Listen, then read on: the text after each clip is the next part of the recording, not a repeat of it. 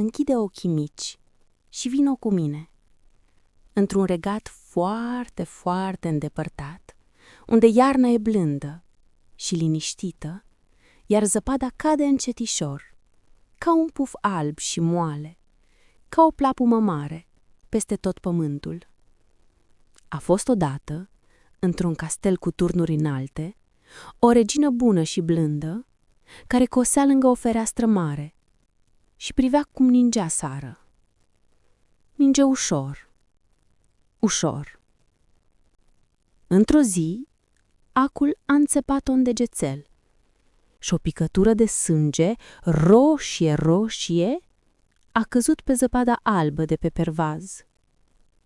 Atunci regina a șoptit, foarte încet: aș vrea o fetiță, cu pielea albă ca zăpada, cu buzele roșii ca sângele și cu părul negru ca abanosul ramei. Și visul ei s-a împlinit. Așa s-a născut albă ca zăpada, o fetiță mică și frumoasă, cu ochii mari și blânzi și cu zâmbetul ca o rază de soare. Dar regina cea bună a adormit pentru totdeauna și regele s-a întristat foarte tare. Apoi s-a recăsătorit cu o altă regină, foarte frumoasă, dar foarte mândră și foarte, foarte rea la inimă. Noua regină avea o oglindă magică pe care o întreba în fiecare seară în șoaptă: oglindă, oglinjoară, cine e cea mai frumoasă din toată țara? Multă vreme, oglinda răspundea liniștită: tu ești regină, tu ești cea mai frumoasă. Și regina adormea mulțumită. Dar anii au trecut, iar albă ca zăpada a crescut. A crescut mare și bună și frumoasă, mai frumoasă decât orice floare de primăvară. Și într-o seară, oglinda a spus încetișor: tu ești frumoasă, regină, dar albă ca zăpada e de 1000 de ori mai frumoasă. Regina s-a înfuriat cumplit și a chemat un vânător și i-a poruncit cu voce rece: du-o pe albă ca zăpada în pădurea cea mare și să nu se mai întoarcă niciodată. Vânătorul a luat-o de mână pe domniță și-au intrat în pădure. Printre copaci înalți și frunze care foșneau încet. Dar vânătorul avea inimă bună și nu a putut să-i facă rău. Așa că i-a șoptit: fugi, domniță, fugi cât mai departe și ascunde-te bine să nu te găsească nimeni. Albă ca zăpada a alergat printre copaci, până când soarele a început să apună și pădurea s-a făcut liniștită, foarte liniștită. Atunci a văzut o căsuță mică, cu ușa întredeschisă și 7 scăunele, 7 farfurioare, 7 pătuțuri. A intrat tiptil, a mâncat o linguriță din fiecare farfurioară, a băut o gură mică din fiecare căniță și s-a culcat în pătuțul cel mai mic, unde pernuța era moale, iar plapuma caldă și pufoasă.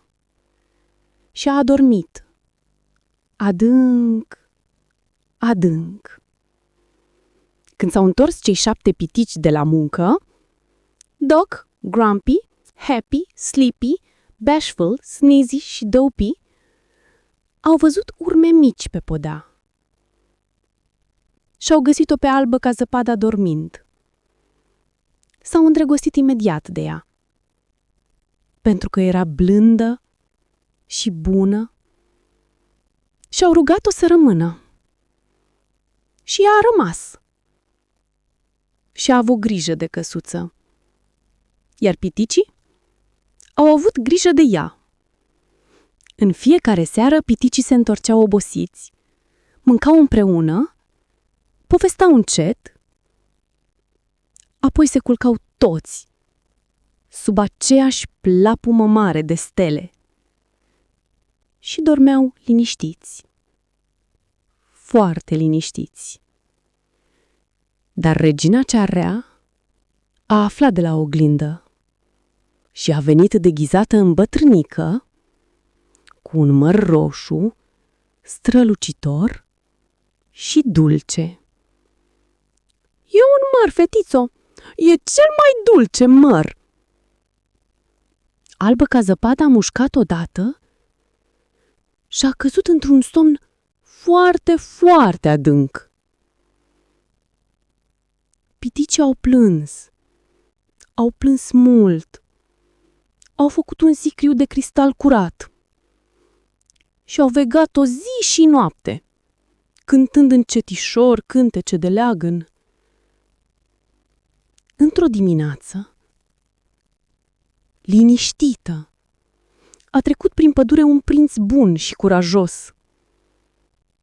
A văzut-o pe Albă ca zăpada în sicriul de cristal și s-a îndrăgostit pe loc. A sărutat-o ușor, ușor, pe frunte. Și în clipa aceea, bucățica de măr a căzut, iar Albă ca zăpada și-a deschis ochii. A zâmbit și a dormit din nou, dar de data asta în brațele prințului. Un somn fericit și foarte liniștit. De atunci trăiesc toți împreună, în castelul cu ferestre mari, unde în fiecare seară piticii vin în vizită. Mănâncă mere dulci, nu otrăvite, cântă încet și se culcă devreme, sub aceeași plapumă moare de stele. Și tu, copile, poți să te culci și tu acum, lângă Albă ca zăpada, lângă cei 7 pitici, lângă Morcovel și prietenii lui, într-un somn lung și dulce, plin de vise frumoase, cu fulgi albi și zâmbete. Noapte bună, somn ușor și vise plăcute. Sfârșit.